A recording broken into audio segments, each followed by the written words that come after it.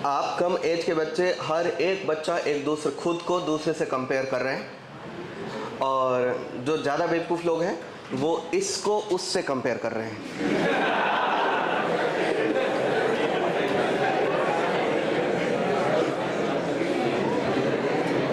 अरे खुद को दूसरे से कंपेयर करना वो तक समझता है कि ठीक है, मन का बात है, व्यथा है, ये इमोशन है, पर किसी और को किसी और से कंपेयर, हरामखोरी है ये। और ये जो चीज़ है ये मैं बड़े लोगों में भी देखता हूँ,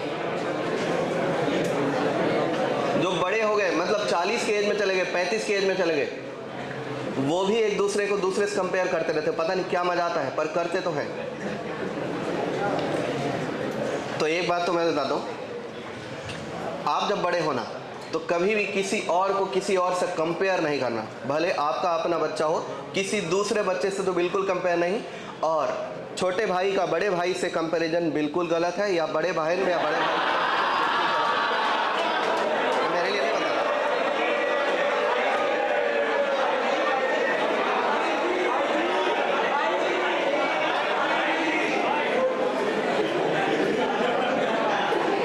ये बात मैं मेरे लिए नहीं बता रहा,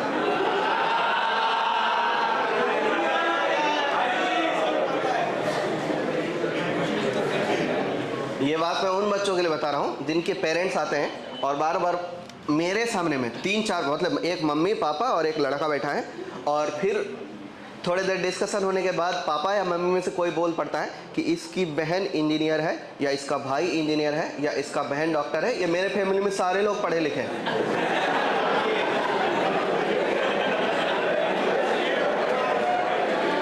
बस यही एक ऐसा घटिया पैदा हुआ है।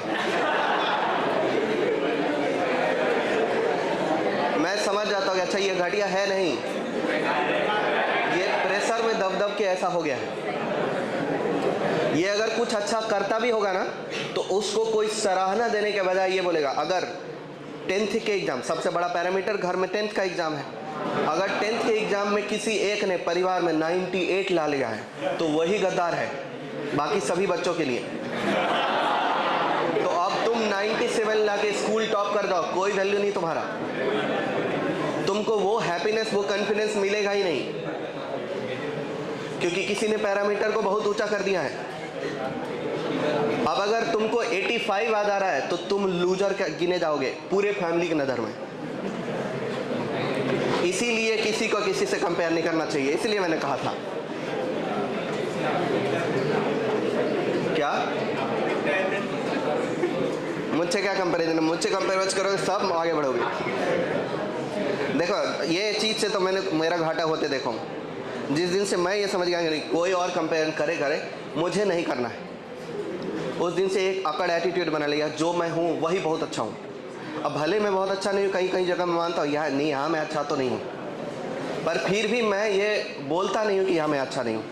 मैं ये मान लेता हाँ मैं ठीक हूँ, जो गड़बड़ है वो मैं खुद फिगर आउट कर लूँगा, आगे उसको सुधार लूँगा, किसी और को बोलने का अवसर नहीं देता मैं। उन सब चीज़ों में भी ठीक कर लिया, और साथ साथ मैं ये भी मतलब समझता गया कि नहीं, आदमी जो है वो बेहतर हो सकता है अगर वो खुद की रेस्पेक्ट करना शुरू कर दे, तो पहले की तुलना में बहुत ज़्यादा बेहतर हो सकता है। कोई भी बच्चा अब पहले की तुलना में आज की रेस्पेक्ट में आगे बेहतर हो सकता है अगर वो खुद का रेस्पेक्ट करना शुरू कर दे, तो खुद को अपने बीते हुए कल से कंपेयर करके बेहतर बनाने की कोशिश करेगा तो वो बहुत ज़्यादा अच्छा हो जाएगा। हाँ, अगर खुद को किसी और से कंपेयर करेगा तो वो हमेशा ही पीछे रहेगा। तुलना मतलब जो भी बच्चा क्लासरूम का टॉपर जैसा बनना चाहता है, तो सवाल यह है कि आपको टॉपर जैसा बनना ही क्यों है? आपको किसी और के जैसा क्यों बनना है? दुनिया में ऐसा इतिहास में कोई भी एक एग्जाम्पल दे के बताओ मुझे जो कोई एक व्यक्ति किसी और के जैसा है। मैं आपको एग्जाम्पल देता हूँ ना, अब्दुल कलाम का नाम तो सुना ही है सबने। अब्दुल कलाम कौन से दूसरे अब्दुल कलाम जैसे मिल रहा है कोई? अब्दुल कलाम अपने खुद अब्दुल कलाम जैसा है और किसी के जैसा नहीं। अब्दुल कलाम के बाद कितने सारे लोग आए होंगे धरती पर जो अब्दुल कलाम को अपना आइडल मानते हैं और उनके जैसा बनने की कोशिश करते होंगे। 2-4 करोड़ लोग तो जरूर जन्म लिया है। कम ही बोल दिया मैंने, और भी ज़्यादा हुए होंगे, क्या पता। उसमें से अब्दुल कलाम को आइडल मानने वाले 10 लाख लोग तो जरूर होंगे। 10 लाख बच्चे उनके बाद जरूर जन्म लिए हैं जो अब्दुल कलाम को आइडल मानते हैं और उनके जैसा बनने की कोशिश कर रहे होंगे। बने क्या कोई? कोई अगर बनेगा ना तो खुद के जैसा बनेगा। एक आदमी है चाणक्य, मेरा फेवरेट पर्सन है हिस्ट्री का।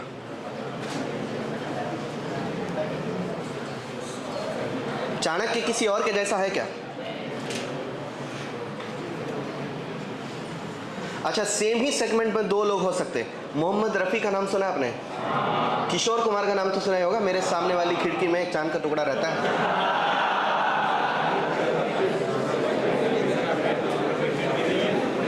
अच्छा, बॉलीवुड में कितने सारे सिंगर्स आए होंगे उसके बाद, कोई किशोर कुमार बने क्या? कोई उदित नारायण बना, कोई श्रेया घोषाल बना, कोई अरिजीत सिंह बना, लेकिन किशोर कुमार नहीं बना। और जो लोग किशोर कुमार बनने की कोशिश करते रहे वो कहीं नहीं हुए,